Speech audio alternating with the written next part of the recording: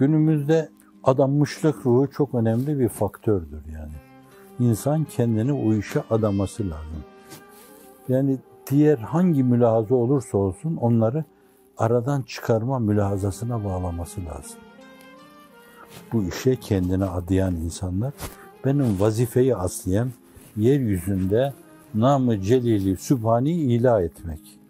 O zaten âlidir. Fakat o ulviyet alem tarafından duyulması için benim o mevzuda bir gayret sergilemem lazım. Yani ilahi ismin yazılı olduğu bir bayraksa, bir sancaksa, bir alemse şayet, ben onu bütün alemlerin üstüne çıkarma mecburiyetindeyim. Vazifem de budur. Bunun için söz söyleyeceğim. Değişik şeylerde, kurgularda bulunacağım. Kafamda bütün bunları kuracağım. Ve her hamlemde, her hareketimde diyeceğim ki, Allah'ım bana senin dışındaki bütün mülahazaları sil kafamdan at. Sadece kendine tevcih kıl beni. Böyle bir adanmışlık ruhu. Ne olursa olsun, gelse celalinden cefa, yahut cemalinden vefa, yahut ikisinin ortasında başka bir safa, lütfu da hoş, kahrı da hoş deyip orada durduğu yerde dimdik durmak. Dimdik durmak bizim sarsılmama manasına, kaymama manasına, vazifeyi terk etmeme manasına, paniklememe manasına, devrilmeme manasına bir dik durmadır. Yoksa Allah karşısında biz hep soru işareti gibi iki büklümüzdür. Hatta bazen yerlere kapanarak halka olmasını da biliriz.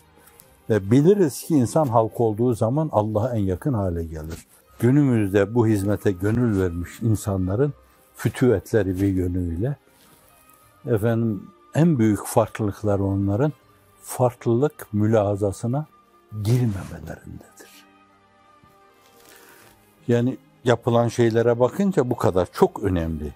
Manevi derinliği olacak bu mevzuda bir yerde.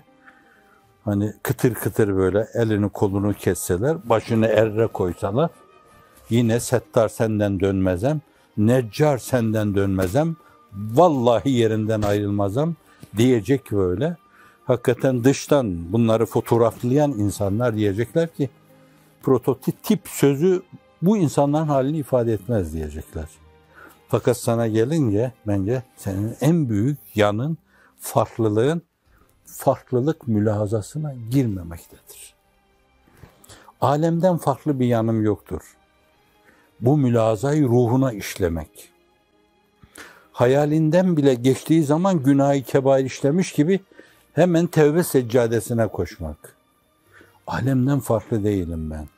Şu anda benim sayime terettüp eden güzellikler, iyilikler varsa, ihtimal ki belli bir dönemde birilerinin attığı tohumların neşv-ü nema bulmasıydı. Neşv-ü nema bulan o çemenlerin başağa yürümesiydi. Başağın binlere yürümesiydi. Bu onların işte o kadar mahsul vermesiydi. Bütün bunlar bizden evvelkilerin halisane, samimane hizmetleri sonucuydu. Fakat gün geldi, bir yönüyle o işe nezaret etme, bekçilik yapma, çapacılık yapma, timarcılık yapma işi size düşünce semere verme mevsimine rastladı o belli ölçüde. Bu açıdan da bu mevzuda bize bir farklılık isnadı işin doğrusu. Allah'a şirk koşma gibi bir şeydir. Bir, başkalarının hakkını yemektir. İki, farklılığımız farklılık mülahazasına girmemededir. İçimize estiği zaman bile günah işlemiş gibi odamıza kapanıp başımızı yere koyup Estağfurullah ya Rabbi demektedir.